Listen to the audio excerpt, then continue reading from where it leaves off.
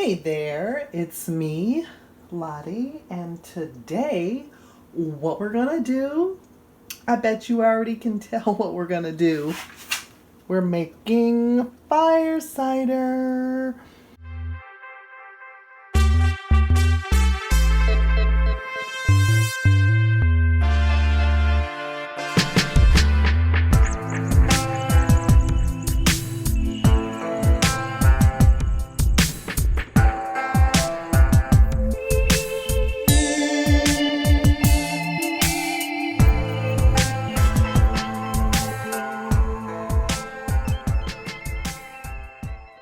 But what I'm going to show you today is how I make my fire cider and talk about like optional things you could put in if you just wanted to, customize it, personalize it, make it your own, put your stamp on it, And I'm going to share with you a quick method for making fire cider. We're going to do it quick and dirty, and we're going to do it long and slick. All the innuendos. The beauty of fire cider is that it's very forgiving, very accessible, and like I said, can be really personalized to your taste, what you have on hand. The typical recipe, or the standard recipe, or the basic recipe, consists of a hot element, the fire part. This is a jalapeno. These are dried red chilies. These are some dried habanero peppers. These are some jalapenos that actually got ripe. I don't know how spicy they are. You could also use dried red pepper flakes. You could use whatever you want as your peppers, onions. You could do red onions. You could do shallots. You could do green onions if you wanted to. These are just regular yellow or white onions.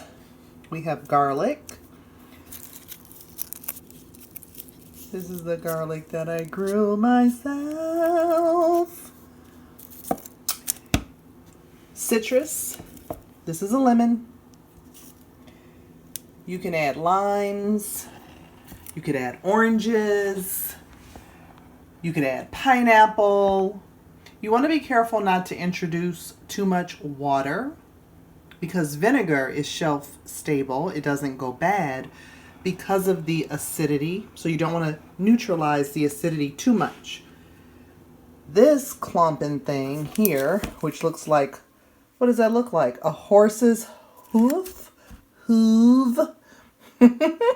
Hoof. This is a horseradish. I peeled mine because the outer part was looking a little bit old. This is fresh turmeric. That is an option. I like to include it. You don't have to. Fresh ginger and apple cider vinegar. That is pretty much the basic recipe for fire cider. From there, you can go all kinds of directions, okay? I have here, for my standard recipe, I have burdock root. I did buy this from the Asian grocery store, but you could use wild foraged burdock if you have it on hand. That's awesome. I also, for my standard recipe, at least this year, because I change it, I change it as I see fit and as I feel like it. I'm going to add goji berries because I want it to have a good flavor. You know what I mean? I don't want it to just be vinegary because we're going to use this not only medicinally, but we can use it for cooking. You can use it for all kinds of things. So I also have here some unforgettable rosemary. And I have, which accents any dish, is thyme. I have a whole bunch of thyme also, but these were in my fridge, and you know, I waste not, want not. And what else? I think that's gonna be it that I'm putting in my standard fire cider. So, you know, right now it involves a whole lot of chopping, so let's just make that happen. Be right back.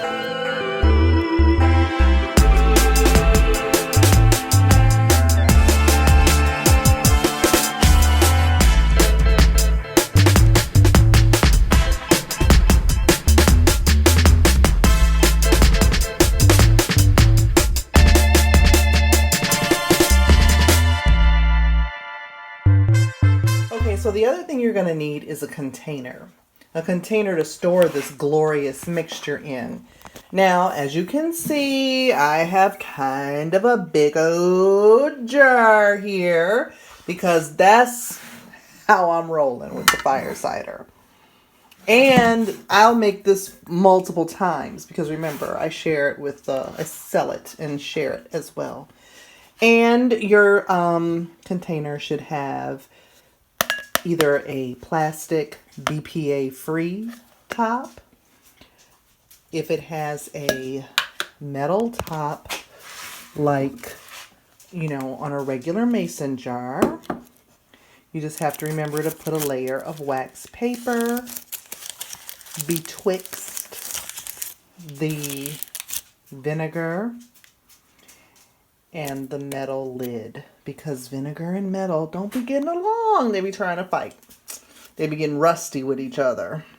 Okay?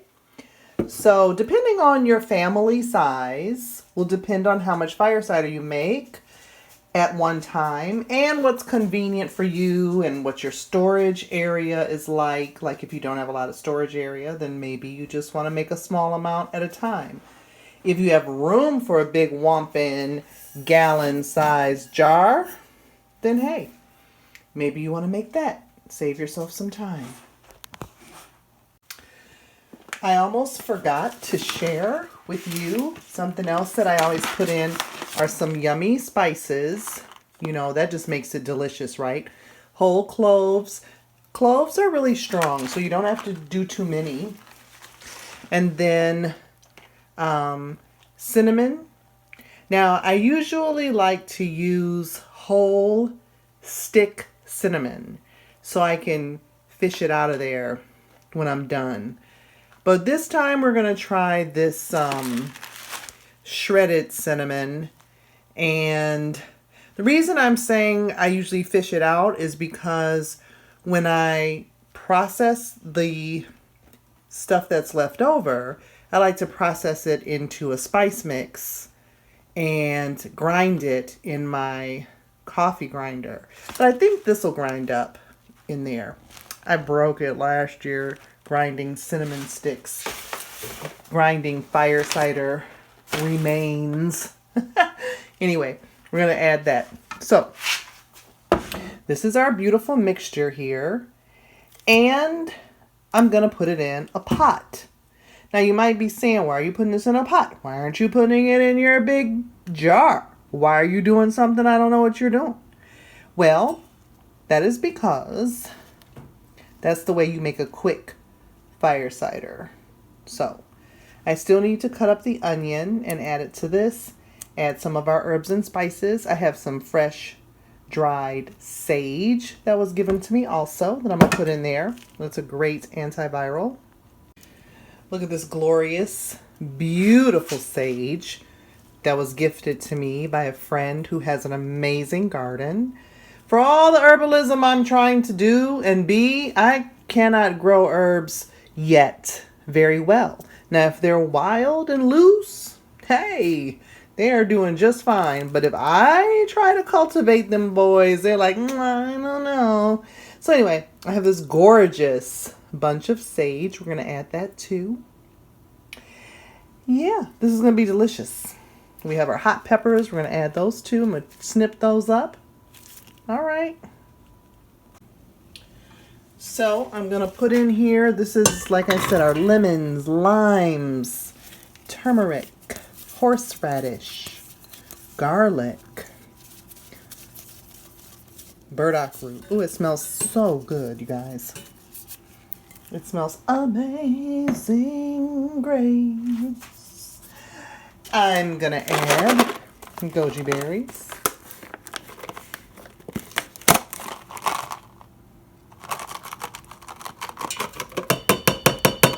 This is a slightly smaller batch. I'm going to be making 2 batches. So the other batch would be made exactly the same, except it's going to go in the big jar, cover it with the wax paper and the lid, and it's going to sit for at least 2 weeks. Usually it'll sit for 4 to 6 weeks, and that is why we want to have a quick alternative. I'm going to add a little bit of black pepper. This will get strained out, but it helps make the turmeric more bioavailable to have black pepper with it. So we're going to add a little bit of black pepper. Is that a little bit? Okay. I still need to cut up my onion, like I said, but we're going to add our dried herbs here. I don't want it to be too sagey. I want it to be pleasant, right? And we're going to add our thyme, a sprig of thyme. A sprig of thyme.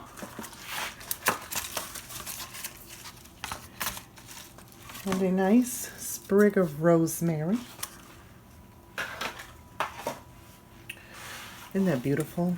Look at that. It's gorgeous. I love every stage and aspect of making medicine. This is a good time to stop, make an intention that this be for the healing, love, and care of all who partake of it, and to be thankful to the land and everyone who was involved in bringing these herbs, fruits, spices to us.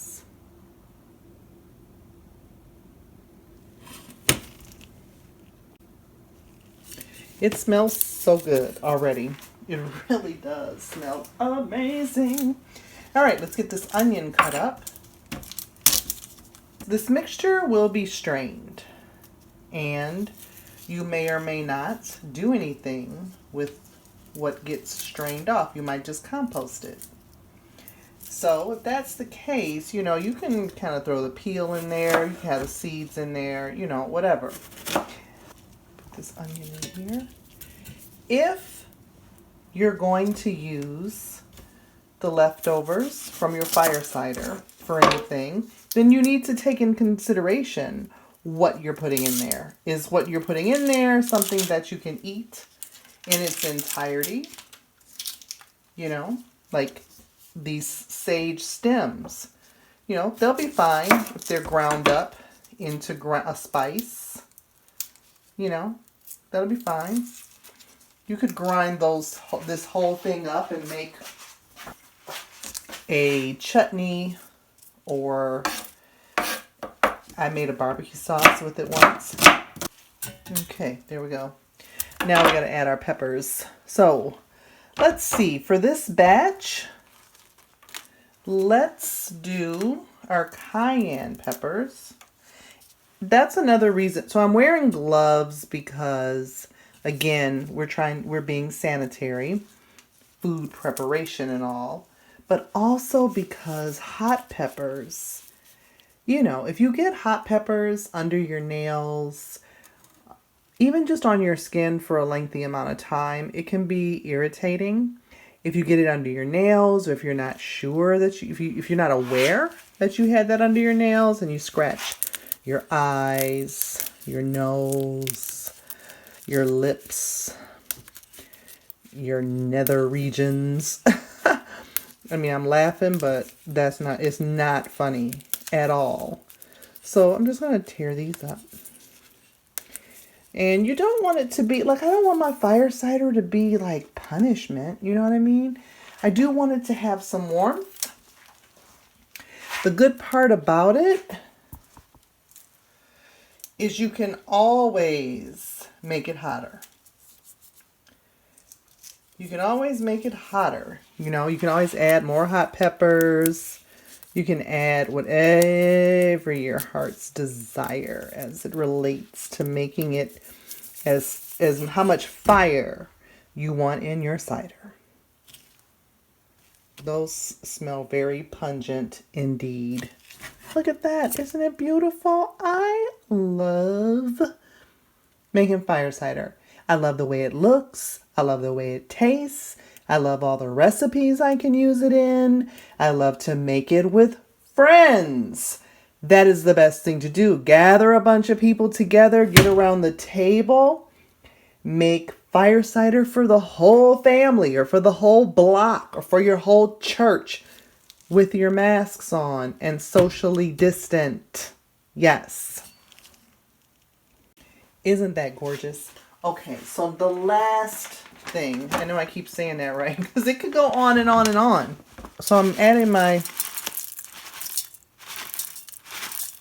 cinnamon chips. Now I'm going to add cloves. That was a generous amount of cloves. Okay, here we go. I also added some lovage, which is an herb that I have growing in my backyard. It has like a celery, intense celery kind of flavor to it. It's really nice. Now we're adding our organic apple cider vinegar here. And then we're going to put this on and just let it simmer for, I don't know, it doesn't really take that long, you know. I'm going to let it simmer just because I'm extra. Isn't that beautiful? That looks so beautiful. I'm going to probably let it simmer about an hour. And then I'll check the flavor in an hour. So we're going to let that, I'm going to put the top on. I will say when you do this quick method that you want to be careful when you take your top off because the vapors can burn your eyes. You know, vinegar when it heats up. You know, vinegar is strong. So when the vapors come off the top, it can be, they can, you know, really irritate your eyes. So I'm just going to put this on sort of a medium high. You know, I don't want it to be too high, but it's okay that it's going to, you know, simmer. We're going to let that simmer and then I might turn it down a little bit. I'm going to check it in about, you know, half hour, 45 minutes to see where we're at. And, you know, you can just let it cool and then bottle it up. You know, make you a nice little label for it. Get a nice little bottle. If you're going to be using it at home, just pour it up in a mason jar. And there you go. So we're going to do the slow method as well. And I'm going to get my big jar going. That's going to sit and marinate for a couple of weeks.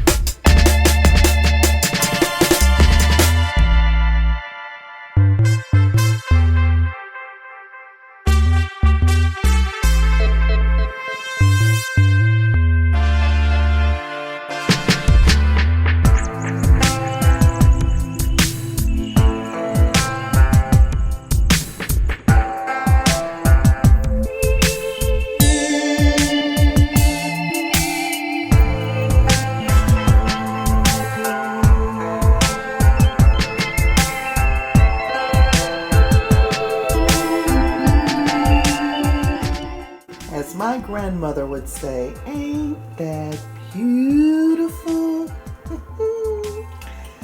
It really is beautiful to look at. Now over time, the vegetables and the, fruits and spices and herbs will not be as vibrant. As all the goodness begins to flow into the vinegar. but I do really enjoy looking at it the way it looks now. It's beautiful. And this is our cooked version. The next day I let it sit till it cooled overnight. And you can definitely taste the goodness. It's a really good heat to it. It provides warmth without being punishment, like I said. And this can now be strained and bottled up, or, you know, put into another big jar and kept. But it's ready. This is all ready to go. So this is the quick and dirty. And this is the long and slow. So how do you want it? You know? Is one better than the other? Well, I mean, I am a fan of slow medicine. I like the idea of it sitting and just taking its time to become what it's going to become. You know? This won't go bad. It could sit all year in your closet, your medicine closet, cabinet, you know, doesn't need refrigeration. And I like the idea of slow medicine. Sometimes when people need something more quickly, it's wonderful to have an option of making it fast. The flavor is delicious on the heat version, so flavor is not compromised. Heat does help extract things more quickly, but time also will extract the goodness for this batch.